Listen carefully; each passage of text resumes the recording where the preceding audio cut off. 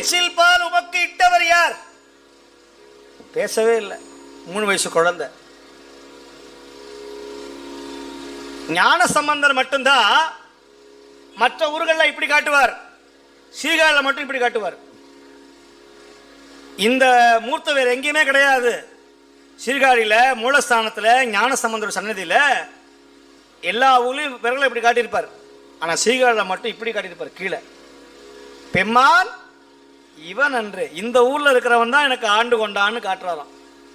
மற்ற ஊரில் அவன் காட்டினார், சீர்காழியில் மட்டும் இவன், இந்த ஊருக்காரன் எங்க சுவாமி. நான் மூலஸ்தானத்துக்குள்ளே போயிருந்தேன், தோணியப்பரை போய் தொட்டு பார்த்தோம், சன்னிதானம் நாங்கள்லாம் போய்.